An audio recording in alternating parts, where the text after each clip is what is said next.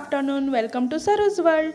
तर आज मी तुम्हाला दाखवणार आहे गावाला आम्ही पूर्ण वेळ काय करतो। आता सगळ्यांना बऱ्याच जणांना माहिती आहे की मी आता 1-1.5 महिने गावाला होती।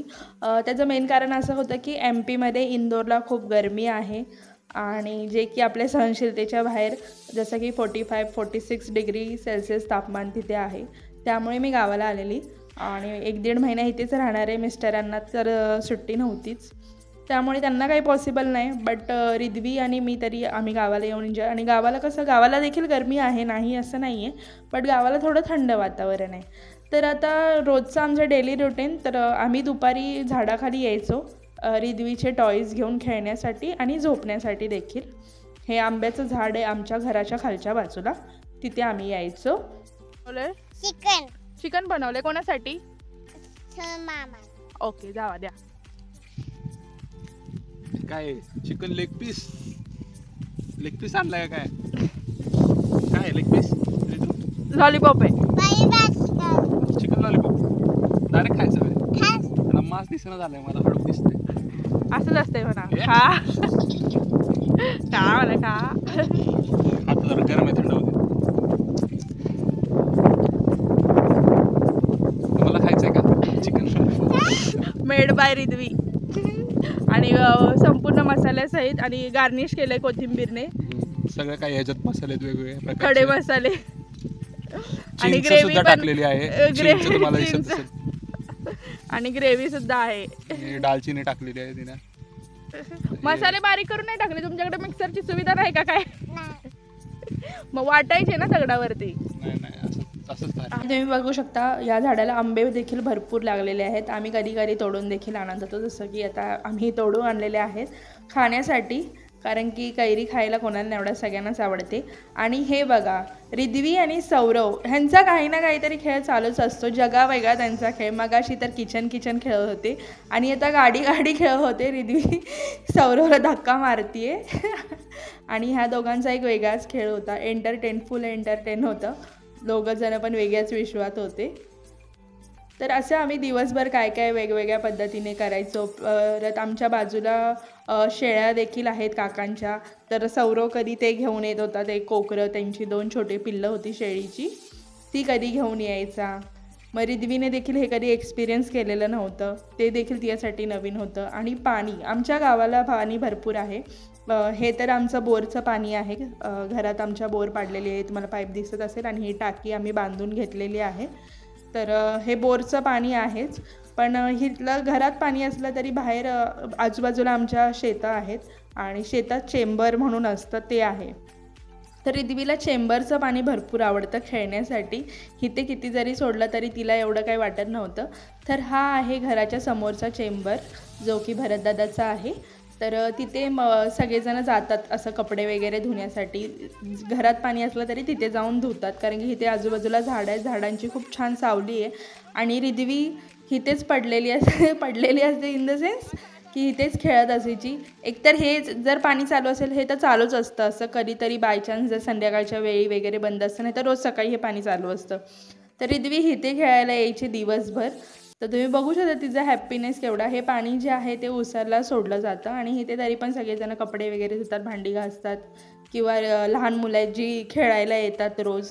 तर रिद्वीचं देखील खूप मज्जा होती। रिद्वीला हे सगळं फर्स्ट टाईम एक्सपिरियन्स, म्हणजे असं नाही की ती 2 वर्षापूर्वी, जसं की मी सांगितलं की मी आली होती इथे, तेव्हा देखील पण तिला तेव्हा काही एवढं काही समजत नव्हतं। आणि आता ती जे एन्जॉय करते, म्हणजे ते एकदम बोलतात ना, बालपण असं निरागस असतं ते। मग तिचं एन्जॉयमेंट एक जगा वेगळंच आहे, खूप तिला खुशी होत होती ह्या पाण्यात खेळून।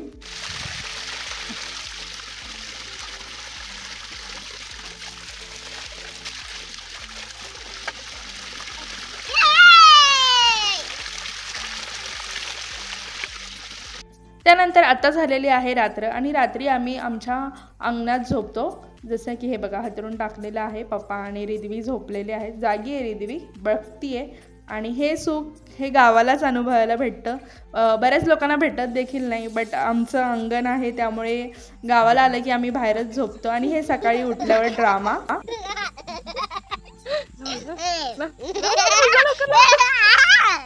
रिद्वीने पावडर आणले सौरव लावायला, कारण की सौरव उठत नाही सकाळी लवकर। जमकर म्हणावं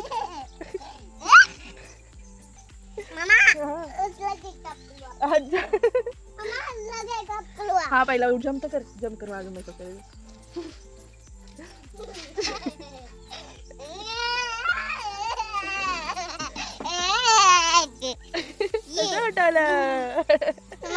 उठवलं का?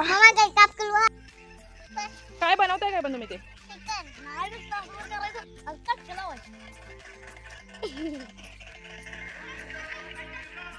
त्यानंतर जसं की मी सांगितलं हे रिद्वीचं डेली रुटीन. हे भरत दादांची मुलं आहेत आणि हे लोक खेळतात रोज इथे पाणी घेऊन मातीत सगळं चिखल. आम्ही देखील लहानपणी खूप खेळायचो. पाटाचं पाणी होतं तेव्हा आम्ही मातीची भांडी बनवायचो. आताची मुलं नाही बनवत, त्यांचा वेगळाच खेळ असतो इथे.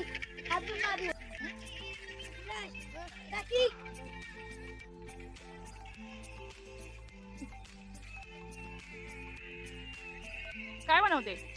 चिकन. चिकन का चिकन? पिरामिड.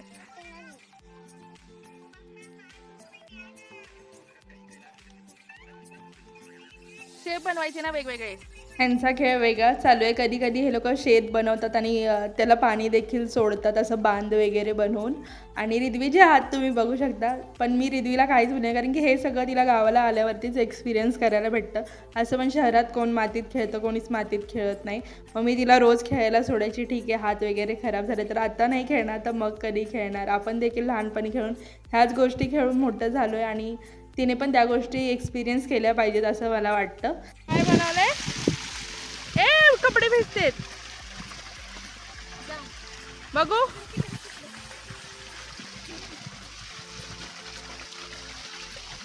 आणि हा जो आहे हा दुसरा चेंबर आहे. थोडा पलीकडच्या बाजूला आहे. बट जो मी मगाशी दाखवला त्या चेंबरच्या थोड्या पलीकडे आहे. आणि तो बंद असेल तर हा चालू असतो. त्यामुळे इथून पाणी घेऊन रिद्वी झाडांना आता पाणी घालते. हा आता नवीन खेळ.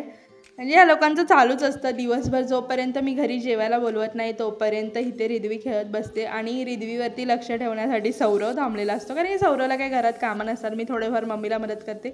बट सौरव मग इथे येऊन बसतो. आणि हे बघा सौरव तिची भांडी घेऊन आला आहे पाठीमागे. आणि मग सगळं खेळून झालं की मग सौरव तिची भांडी पाण्यात स्वच्छ धुवून घरी घेऊन येतो. तर आज मी आली होती हे लोक काय करतात काय बघायला. तर सौरव बोलतो काय तू माझा पण व्हिडिओ काढते का. तर सौरव देखील रिद्वीवर लक्ष ठेवतो कारण की रिद्वीला अजून लहान आहे, एवढं काही कळत नाही कोण काय बोलेल कोण काय नाही. तर मग हे असा ह्या लोकांचा खेळ चालू असतो. त्यानंतर दुपारी जेवल्यानंतर परत मग आज आम्ही झाडाखाली आलेलो आहे. आणि नेहमीप्रमाणे भांडी परत सुकून रिद्वीचा इथे सुक्या मातीमध्ये खेळ चालू होतो दुपारी. थोडा वेळ ती खेळते आणि थोडा वेळ खेळून मग नंतर दुपारी झोपते. आणि हे बघा आता हे दोघं झोपलेले आहेत. आणि झाडाखाली झोपायचं सुख ते पण वेगळंच आहे.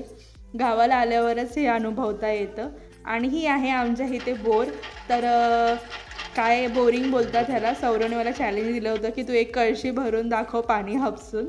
बट ती कळशी काय मला उचलली नाही. त्यामुळे हा व्हिडिओ आम्ही अर्धाच टाकते. आणि हे आहे पुराण काळातलं drill machine. Saurav full energy. ह्याच्यात गेलं फक्त पडतील काय खाली बस की निवांत वर काय गेलं निवांत खाली काय बघूया आपण खरंच होल पडतोय का नाही.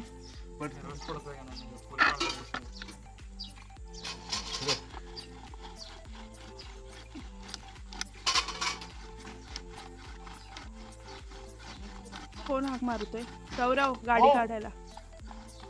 त्याला ट्रॅक्टर न्यायचंय गाडी काढ. आणि त्यानंतर मी बसले इथे. तर ही आहे पुरातन काळातील ड्रिल मशीन ज्याने होल पाडले जात होते. आमच्याकडे दोन आहेत. ही एक आहे आणि अजून एक आहे. तर ती मी तुम्हाला दाखवते कसं होल पाडतात ते.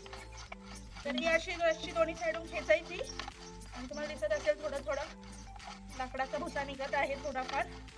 आणि याचा होल जवळजवळ पडत आलेला आहे. पटापट फिरूया आपण.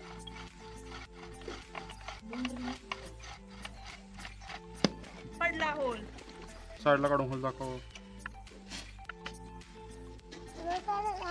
बघू शकतो ह्याला आर पार होल पडलेला आहे.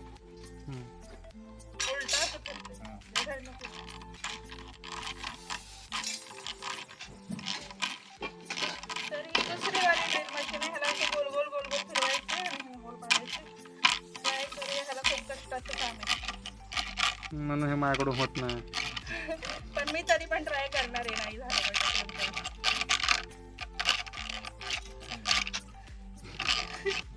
हे झालं नाही झालं, जाऊ दे, आपलं हेच बरं आहे. दुसरं हे सगळं पूर्वीचे लोक जे ड्रिल मशीन वापरायचे आणि बरंच सामान आहे. हे सगळं माझ्या पप्पांचं म्हणजे माझ्या आजोबांचं सामान आहे, जे की पप्पांनी काढलं होतं जुन्या गोष्टी. तर आम्ही असंच बघत असतो. हे ड्रिल मशीनला ड्रिल लावायचे, वेगवेगळे ड्रिल आहेत 2-3 प्रकारचे, जसं की होल पाहिजे त्याप्रमाणे. तर अशी ही ड्रिल मशीन आहे. त्यानंतर आम्ही संध्याकाळी जायचो वरती माळावरती. त्या दिवशी गाडी थांबवली होती. मी बोलले आमचं इथे मंदिर आहे, तर तिथूनच पुढे लागून आमचं असं रान आहे. तर आम्ही बऱ्याच वेळा शेवग्याच्या शेंगाची झाडं आहेत, वरती पण आहेत आणि खाली पण आहेत. खालची देखील झाडं तुम्ही बघितले, त्या दिवशी मी दाखवलं होतं गुढीपाडव्याच्या ब्लॉगमध्ये.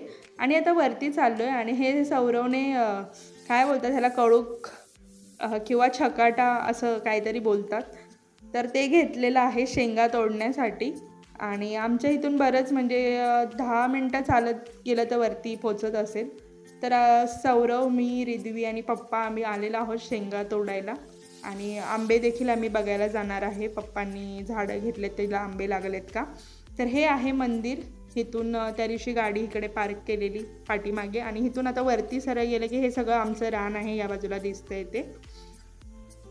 तर आता आम्ही पहिला वरच्या जे झाडात आहे, हे ते जे आहे शेवग्याचं झाड आहे ते आमचं नाही आहे, काकांचं आहे, म्हणजे माझ्या चुलत्यांचं झाड आहे. तर त्यांच्या झाडाचे आम्ही शेंगा घेऊन जाणार आहे. ते बोलले की आमच्या झाडाला कवळ्या आहेत, तर बघा तुम्ही जाऊन. तर आता आम्ही आलेलो आहे शेंगाच्या झाडाजवळ. तर हे आहे ते शेंगाचं झाड, बघू शकता किती शेंगा आहेत. आणि सौरव काय म्हणतात तरी त्या गेमला, डोंबारी ना. आणि पप्पा बोलले की नाही, जुन्या शेंगा आहेत, आपण दुसऱ्या झाडाच्या तोडूया. त्यानंतर मग आम्ही दुसऱ्या शेतात आलेलो आहोत. हे देखील काकांचं शेत आहे, इथे पाणी चालू होतं. आणि इथे आम्ही आता आतमध्ये चाललो आहे. आणि हे भरपूर कुसळे लागत होते. थोडंसं शूट केलं, नंतर मग रिद्वीला उचलून घेतलं, कारण की रिद्वीला यामध्ये चालायला येत नव्हतं, मग ती चिडत होती. येऊन आमचा बचका झालेला आहे. ह्या झाडाला काही शेंगा नाही आहेत. आम्हाला वाटलं त्या झाडापेक्षा ह्या झाडाला कवळ्या असतील, पण ह्या झाडाला काही शेंगा नाही आहे.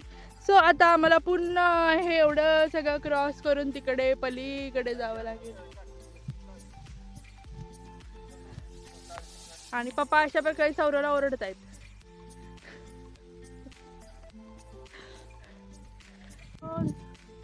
हे मला इकडं होतं. आणि सण तिथे शेंग दाखव, शेंग दाखव, तुझ्या हातातली शेंग दाखव. एकच भेटली, चला. आणि ही ती माझी चप्पल सत्यानाश झालेला आहे. सौरवने मला चप्पल दिली आहे घालायला. किती छान दिसतोय सनसेट. आणि हे सगळं शाळू आहे, जो की काढायला आलाय. हे घाणेरीचं झाड. रानात चालणं हा खूप अवघड टास्क असतो, त्यामुळे माझी चप्पल जी आहे ती तुटलेली होती. आणि हे सगळं आमचं रान आहे. हे मंदिर, आमचं मंदिर मी मला लवकरच दाखवेन येणाऱ्या ब्लॉगमध्ये. आणि आता नाही गेलो आम्ही. आणि आता आम्ही चाललेलो आहोत खाली, इथून खाली. आणि सौरव ट्राय करत होता की विदाऊट पकडता काठी बॅलन्स होते की नाही, कारण की आम्हाला तो पुष्पाचा व्हिडिओ काढायचा होता. आणि पप्पा आमच्याकडे बघून हसत होते. पुष्पा, पुष्पराज.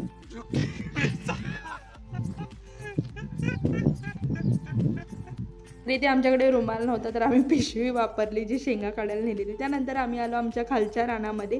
खालच्या म्हणजे जे हे घराच्या पाठीमागे रान आहे, इथे आमची आंब्याची झाडं आहेत जी पप्पांनी घेतलेली आहे विकत. तर त्यांनी सांगितलेलं की 2 वर्षात लगेच आंबे लागणार. आणि मग तेच आंबे लागलेत की नाही आम्ही बघायला आलेलो. आणि आंबे लागलेले होते भरपूर, आणि खूप मोठे मोठे आंबे.